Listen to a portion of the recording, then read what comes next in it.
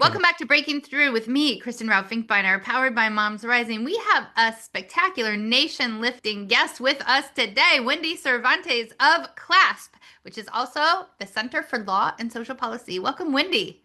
Thank you. Glad to be here. Wendy, you are Director of Immigration and Immigrant Families at the Center for Law and Social Policy, and there has been a lot going on. And Yes. I just have to say right now that immigrant families are so important to our country, so important to our families, to our communities, to our economy. And yet, Donald Trump and his MAGA sort of supporters in Congress, Republican leadership in Congress, have been pulling the constitutional rug out of immigrant families, out from beneath, and really doing a lot of harm to families, to our economy, to our communities. What is happening? Oh, well, it never seems to end, whether it's going after, tearing families apart through mass deportation or trying to restrict access to basic health care and housing. Or trying to even restrict access to programs like Head Start. He's really been relentless on this really sweeping anti-child and anti-immigrant agenda. And just this past week, there was this critical decision on birthright citizenship, which is something that he was actually essentially trying to take away citizenship from even newborn babies.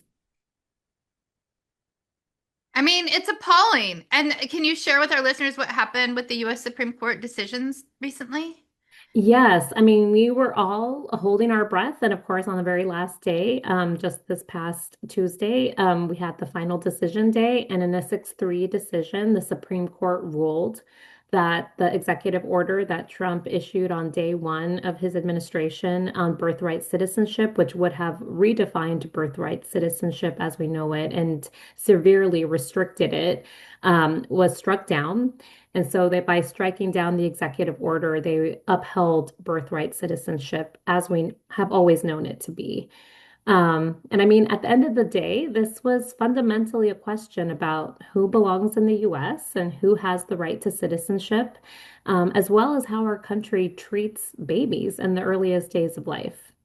I mean, it's horrifying. And when I saw that, I couldn't help but look at the pictures of Donald Trump and many major Republican leaders who have mixed immigrant families, right? Like, what is happening? I'm like, what is actually happening? How can you stand there? Not you, Wendy, but you, President Trump, you, many other Republican leaders stand there, proudly embracing your family, but saying that nobody else can have their family. Like, what? I don't even know. I have no words for the hypocrisy.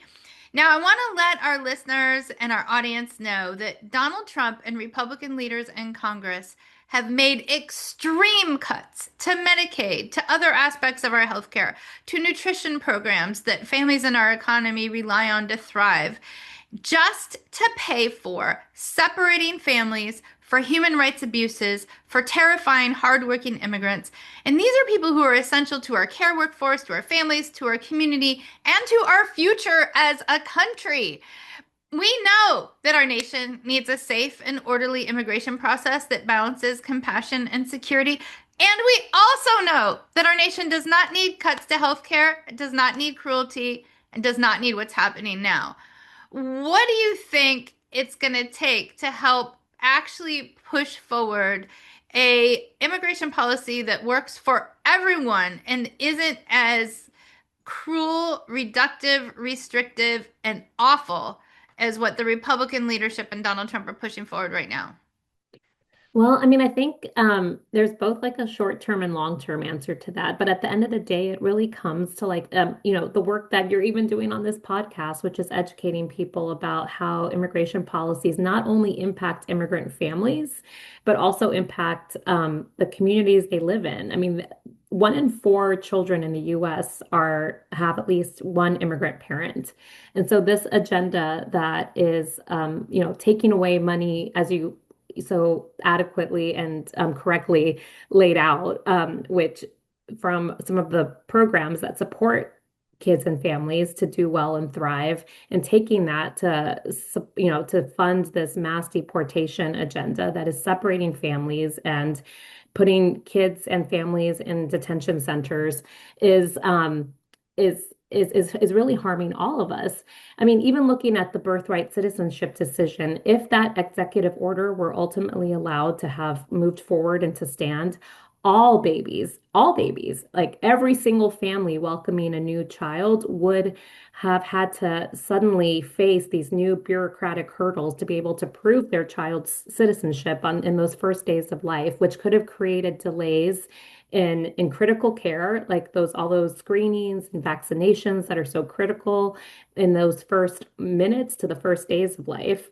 And it would have created a nightmare for hospitals, and it would have led to millions of children being born every year without citizenship and being born stateless, and creating this second class of people in our country moving forward. And in fact, there would have been 4.8 million children born in the next 2 decades alone that would have been born without citizenship. And that has implications for all of us. So it's important to keep in mind that these attacks on immigrant families are attacks on all of us and who we are as a country, who we stand for as Americans. And it's why so many people around the country are standing up to stick up for their neighbors, and who also recognize that immigrants are part of this community and they belong here, and every child belongs here. I think there's so many myths that I hear about all the time that I think we need to bust, because what is happening is Donald Trump and Republican leaders have created a false scenario that they are transferring money again out of our healthcare, out of our nutrition programs, out of programs that taxpayers have prioritized to the tune of $240 billion with a B. Billion dollars, you all, $240 billion could cover Medicaid for 30 million people. Like, the amount of money that is being transferred into cruelty and harm is ridiculous. And the hypothesis on which this money is being transferred is false. So let's bust some myths. First of all, there is study after study, including from Donald Trump's own FBI, that immigrants are far less likely to commit crimes than people who are not. Can we talk about this? Am I right? What do you think, Wendy? Is that premise that they're basing things on wrong? Yes, I totally agree with that, and I also think that they are ultimately scapegoating immigrants to really distract from the real problems our country is facing. That immigrants are not the reason people can't afford their groceries, and in fact, immigrants are often those that are Yes. working in the fields and putting food on the table. So Yes. I think, you know, in many ways, for me, what I often try to do, even more than just myth busting, is just putting the truth out there in terms of like, and people can see it every day when you actually bring it to the local level and you talk about immigrants that go to church with you, that are working in your schools, that are classmates of your of people's children. I think people really understand that these are the people that are being targeted or are being seriously harmed by this current agenda. And that's not what people like, even for people who originally voted for Trump, really signed up for. The 5-year-old Liam Ramos is not the person that is a threat to our country, right? That is not the worst. He is not the worst of the worst. He is a 5-year-old kid in kindergarten who should just be able to go to school, learn, play with his friends, and be a kid. And those Yep. are the kids that are being those are the people that are being targeted.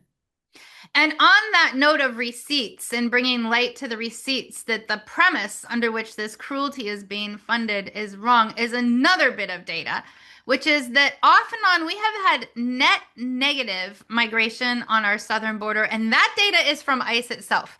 That means that often over the years there has been more migration from Americans going south than from people who are south coming north. Now, to your point of scapegoating, we have a conversation coming in a very punitive and cruel way from Donald Trump and Republican leaders about our southern border, but not about our northern border. And I'd like to point out that that is an important evidence moment, that this is about scapegoating.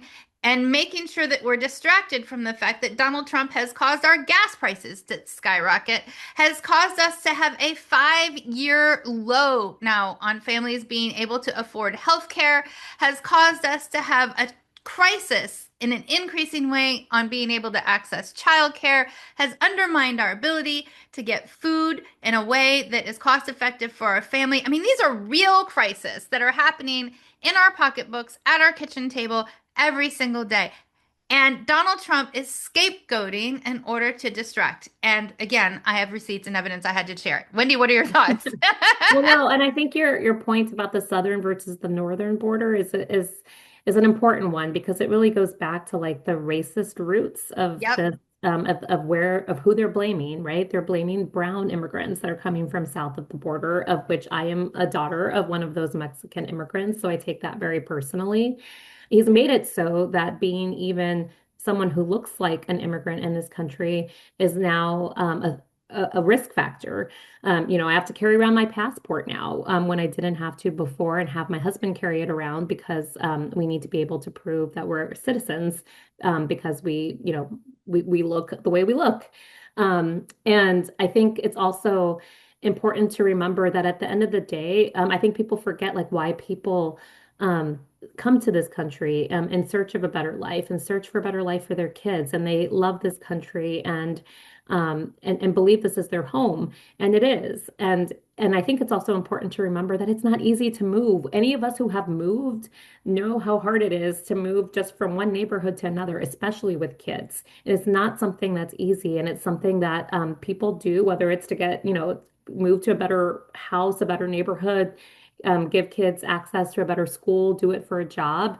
And it's not something that's easy, and it's a sacrifice. And it's something that's very human and part of what it is to do what you can to provide a better life for your family. And I think at the end of the day, most Americans believe in people having the right to move, to search out for a better life, and as long as they're doing right by the law and in the sense that they are, not breaking any laws like in the U.S. or hurting anyone, and are here to work and contribute. That they should have a way to be able to access citizenship. And the decision from this past week about citizenship once again really makes it clear why it's so important for people to have access to citizenship, to protect access to citizenship, to ensure that people aren't at risk of one day being deported or having their maybe even their temporary status taken away. We only have about a minute left. What can people do to help fix this problem that Donald Trump and Republican leaders have created? Well, I think it's important to reach out to members of Congress and demand for them to stop providing funding for ICE and for the deportation of immigrants, and to fund once again the programs that support families, and to reach to and to like be part of the effort to educate people around them about who immigrants are and why they're important to our economy and to our communities, and why what this administration is doing is simply wrong. That is, I agree. I agree 150%. Everybody, do everything that Wendy says. Thank you, Wendy, for being on. Thank you for all you do with the Center for Law. And oh my gosh, CLASP, with CLASP. I'm trying to remember what the acronym is. What's the acronym again? Center for Law And social policy. Thank you so much. Center for Law and Social Policy. You all join CLASP, get involved, stay involved, and do everything Wendy says. Thank you, Wendy. Thank you.